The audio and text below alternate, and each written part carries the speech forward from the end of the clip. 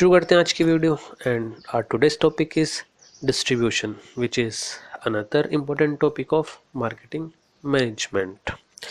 तो बात करते हैं डिस्ट्रीब्यूशन की। तो manufacture perform various activity to produce various goods and services. If he fails to distribute its product, all the activity performed by the manufacturer is become void.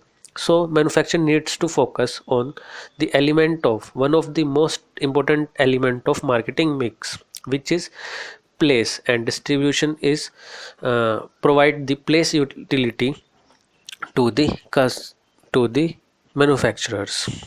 And बात करें what are the elements of marketing mix, as we know price, promotion, product, place are the elements of marketing mix.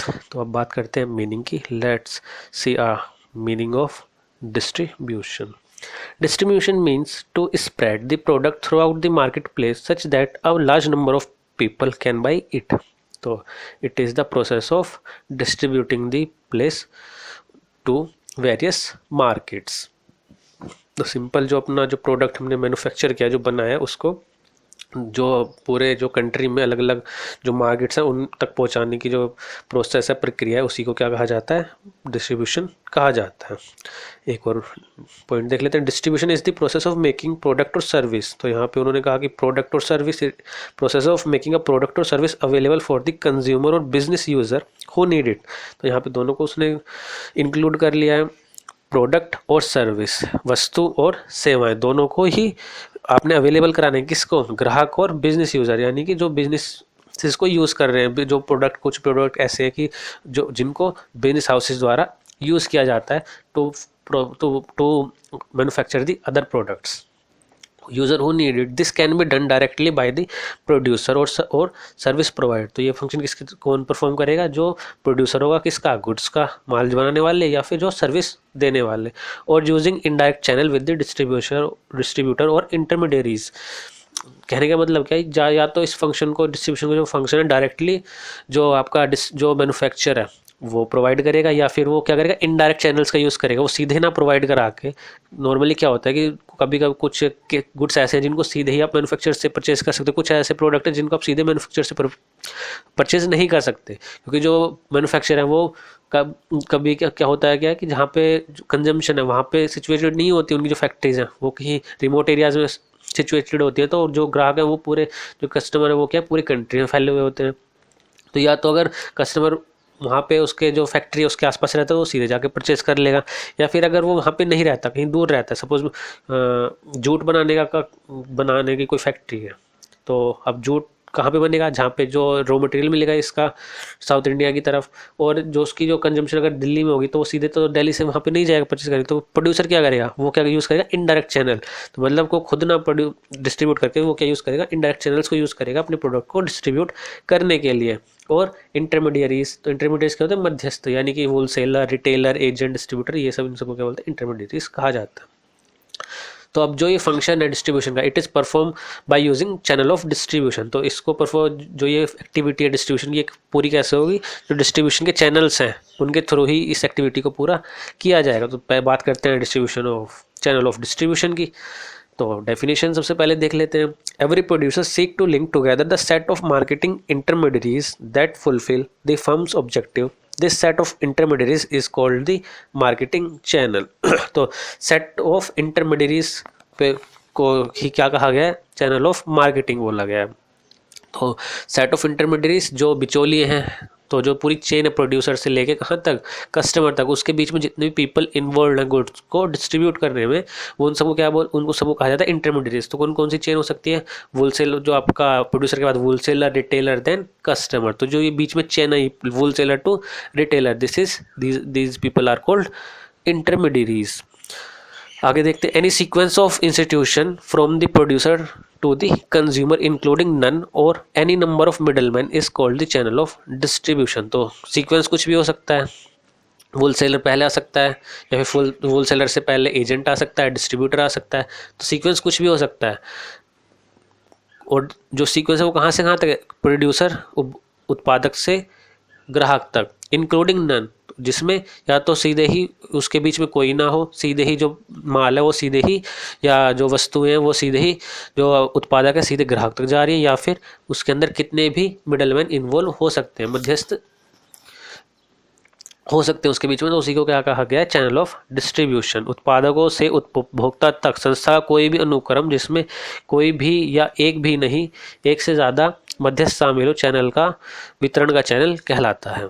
अब बात करें members कौन कौन से होंगे channel of distribution में, तो these are the members of distribution channels. Distributor, wholesaler, agent, retailer, online platform, तो ये रिसेंटली ट्रेंड है ऑनलाइन प्लेटफॉर्म का, तो जो ये ट्रेडिशनल है सब डिस्ट्रीब्यूटर, होलसेलर, एजेंट और रिटेलर तक ये ट्रेडिशनल है।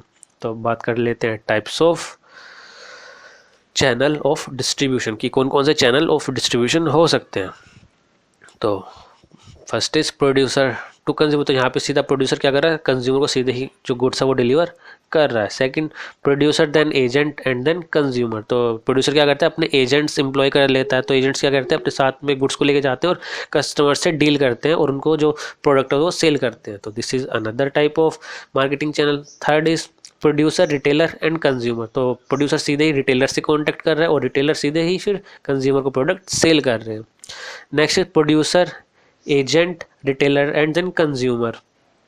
प्रोड्यूसर ने एजेंट्स को एम्प्लॉय क्या करेगा, जो वेरियस रिटेलर्स होंगे उनके पास जाएगा अपना प्रोडक्ट लेके, और रिटेलर्स क्या करेंगे, वो रिटेलर्स को समझाएगा कि प्रोडक्ट कैसा अच्छा है या बुरा है, उसको कैसे यूज़ करना है, और देन रिटेलर उनसे परचेस करेगा ऑर्डर बुक करा के, और फिर रिटेलर कंज्यूमर को सप्लाई करेगा। नेक्स्ट प्रोड्यूसर, होलसेलर, प्रोड्यूसर किससे डील कर रहा है, होलसेलर से, होलसेलर रिटेलर से and then consumer. Next is producer ने अपने एजेंट लगाए, एजेंट्स कांटेक्ट करेंगे होलसेलर के साथ, होलसेलर कांटेक्ट करेगा रिटेलर के साथ एंड देन कंज्यूमर।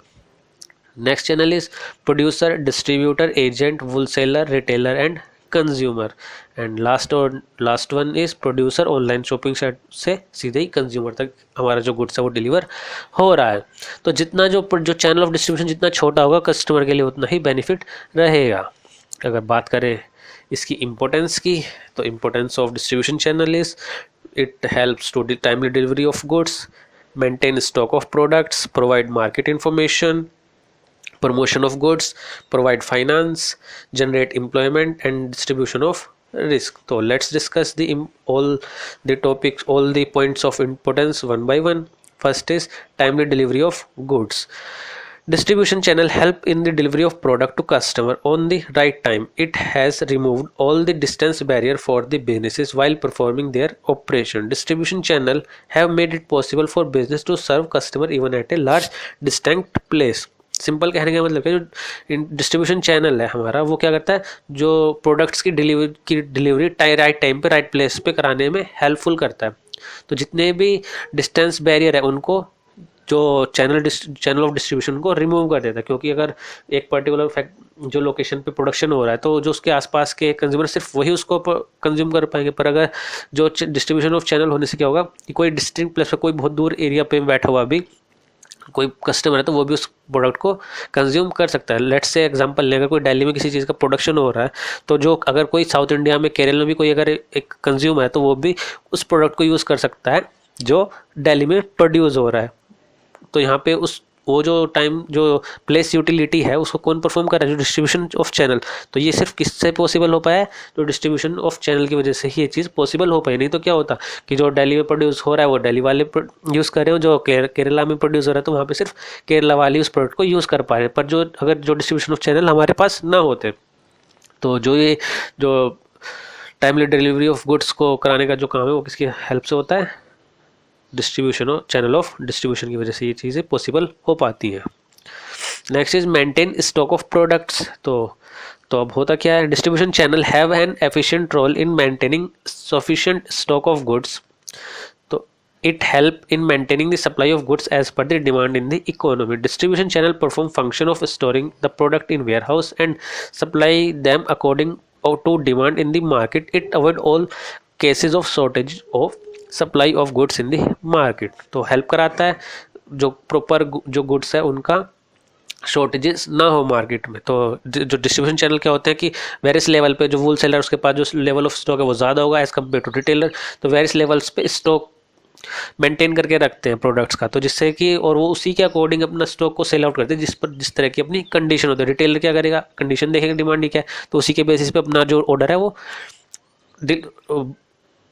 वहाँ से अपॉइंट करेगा और उतना ही ऑर्डर वहाँ से गुड्स का मंगाएगा पीछे से वुल सेलर के पास से। वुल सेलर फिर को इन्फॉर्मेशन में रिटेलर से कि क्या डिमांड, उसी के अकॉर्डिंग ही वो परचेस कर रहा है प्रोड्यूसर से। तो जो ये पूरा का पूरा उस चीज़ को एनालिसिस करे कितनी डिमांड मार्केट में, उसी के अकॉर्डिंग ये अपनी जो इन्फॉर्मेशन है प्रोड्यूसर तक तो पहुँचाते हैं और प्रोड्यूसर उसी के अकॉर्डिंग अपना जो प्रोडक्शन करता है, जिससे क्या होता है जो शॉर्टेज है मार्केट में, जो प्रोडक्ट की शॉर्टेज है, जो क्वांटिटी है वो कि उसकी शॉर्टेज नहीं हो पाती और टाइमली जो प्रोडक्ट है वो अवेलेबल रहता है मार्केट में।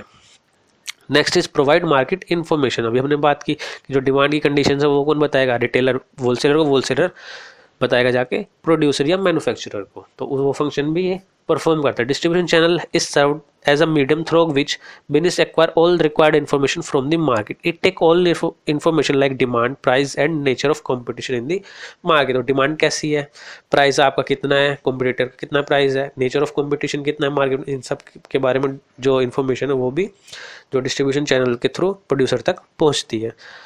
Next is promotion of goods. Distribution channel help in marketing and promotion of product. There are several middlemen who are involved in the distribution system.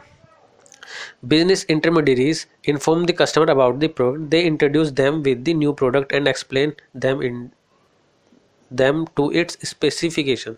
तो जो प्रमोशन ऑफ गुड्स है वो भी उसका वो जो फंक्शन है वो भी कौन परफॉर्म करता है, चैनल ऑफ डिस्ट्रीब्यूशन। तो वो क्या करेंगे, जो कस्टमर को सबसे पहले जो उसके साथ इंट्रोडक्शन होगा तो वो कौन कराएगा, जो आपके जो चैनल ऑफ डिस्ट्रीब्यूशन वही प्रोडक्ट न्यू प्रोडक्ट का कस्टमर के साथ इंट्रोडक्शन कराते हैं। वो बताते हैं कि नया प्रोडक्ट आया, ये अच्छा है, इसकी क्या बेनिफिट है, क्या इसकी लिमिटेशंस है, तो वो सारी चीज़ें कस्टमर को साथ को एक्सप्लेन कर देते हैं, जिससे जो कस्टमर के लिए बहुत बड़ा ईजी हो जाता है चीज़ों को परचेस करना। बात करें नेक्स्ट पॉइंट की, प्रोवाइड फाइनेंस।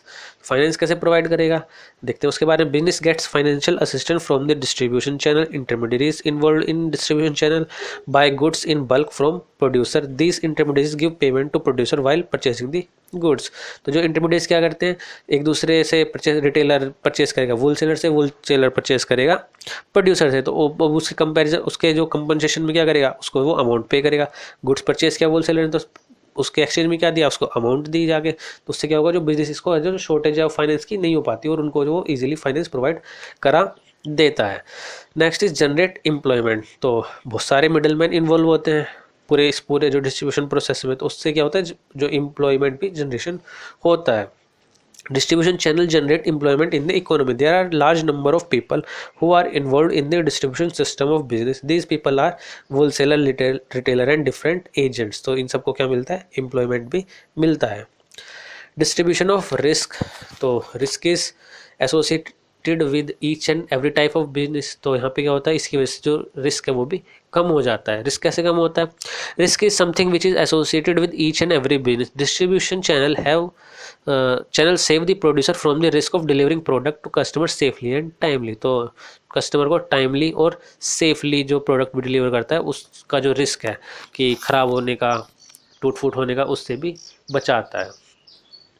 तो ये these all are the importance of the distribution channel of distribution. तो this is your time to do something. तो do yourself what are the characteristics of various channel partner. तो ये आपने खुद से कर लेना है। तो आज की वीडियो में इतना ही। Thanks for watching.